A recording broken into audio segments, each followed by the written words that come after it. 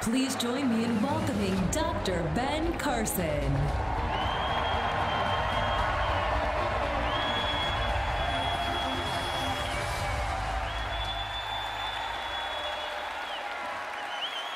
Thank you.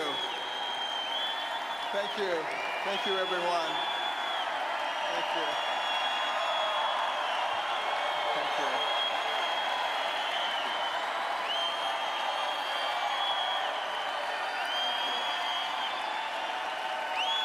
Thank you so much. Thank you. Thank you. All right. Don't eat up my time. Thank you. I want to thank you all for that very warm welcome. I have to start out by saying one very important thing.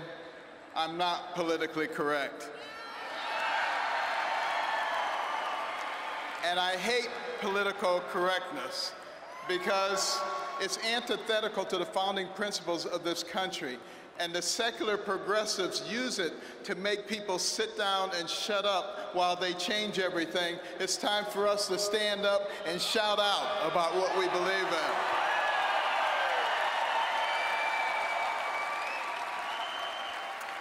You know, I devoted my career to studying and operating on the human brain. This remarkable organ defines our humanity.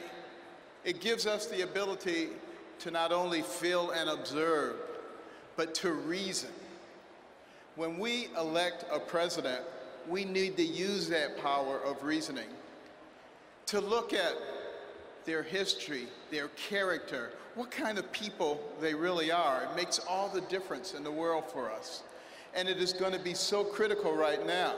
We must resist the temptation to take the easy way out and to passively accept what is fed to us by the politically elite and the media, because they don't know what they're talking about, but they have an agenda. Now, we must also be weary of the narrative that's being advanced by some in our own party.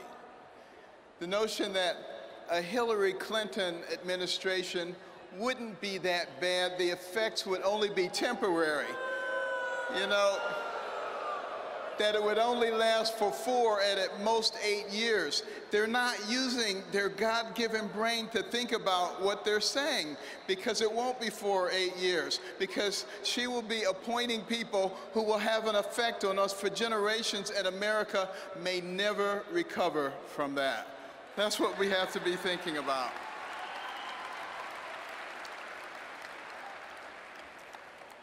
You know, interestingly enough, we have to start thinking about what would Hillary Clinton do if she was in fact the president.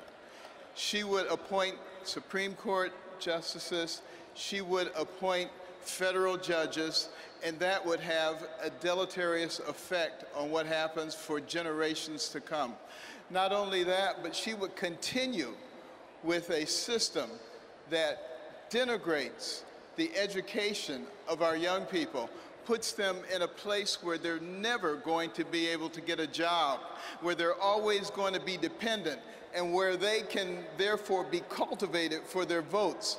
This is not what America is all about, this kind of deception. And this is what we, the people, have the necessary obligation to fight.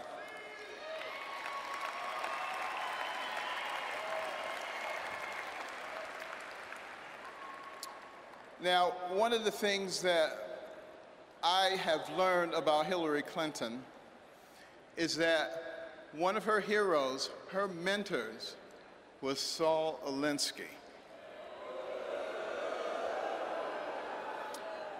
And her senior thesis was about Saul Alinsky.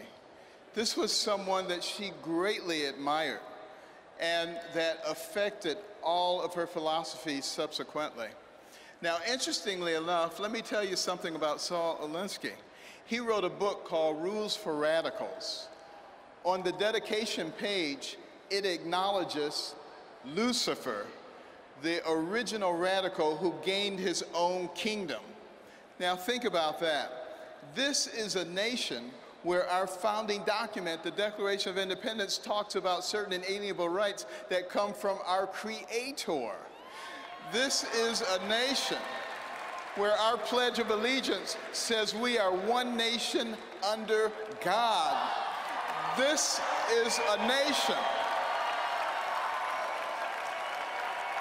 This is a nation where every coin in our pocket and every bill in our wallet says, "In God we trust." So are we willing to elect someone as president who has as their role model somebody who acknowledges Lucifer? Think about that. The secular progressive agenda is antithetical to the principles of the founding of this nation. And if we continue to allow them to take God out of our lives, God will remove himself from us. We will not be blessed, and our nation will go down the tubes. And we will be responsible for that. We don't want that to happen.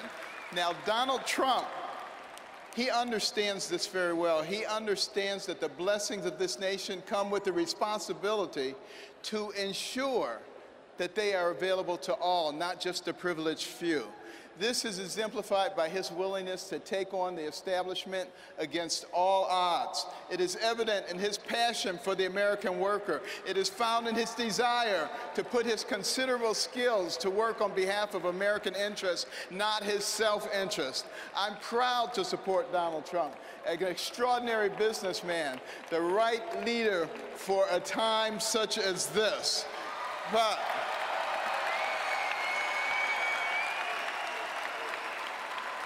But you know what? It is not about Donald Trump. It is not about me. It is about we, the people. And Thomas Jefferson said that we would reach this point because we, the people, would not be paying attention, and it would allow the government to grow, to expand, and to metastasize, and to try to rule us. But he said, before we turn into something else, we, the people, would recognize what was going on, what we were about to lose, and we would rise up and we would take control of our nation. And I say now is the time for us to rise up and take America back.